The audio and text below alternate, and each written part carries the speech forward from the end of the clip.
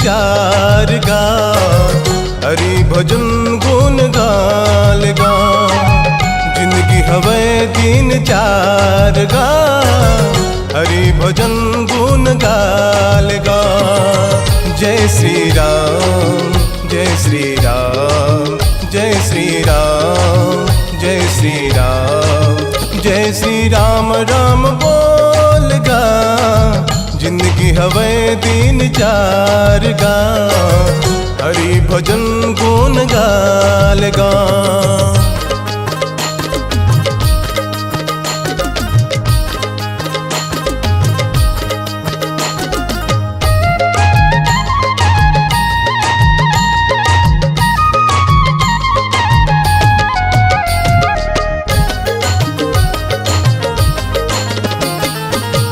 काले के ते आए जगत माँ, काले के ते जाबगा, काले के ते जाबगा।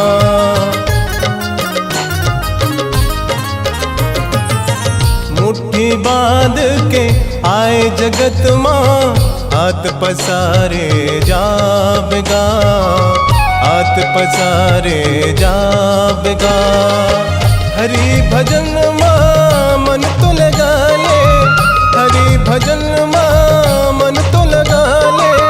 तर जाही तोर चो लगा, जिंदगी हवे दिन चार गा, हरि भजन गुण गाल गा।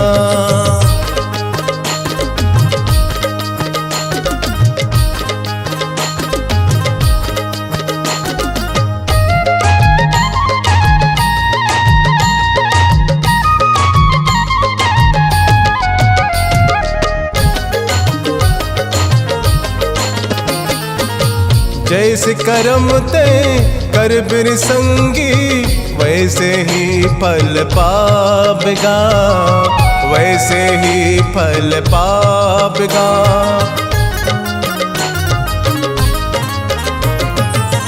दया धर्म ला कर ले संगी, जिंदगी सवर जाही तोर गा, जिंदगी सवर जाही तोर गा।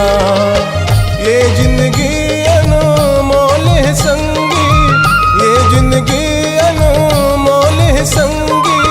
कर ले जतन ये तन के गा, जिंदगी हवे दिन चार गा, हरि भजन गुण गाल गा। संगी रे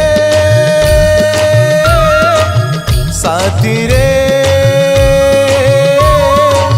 जिंदगी हवे दिन चार गा, हरि भजन गुण गाल गा।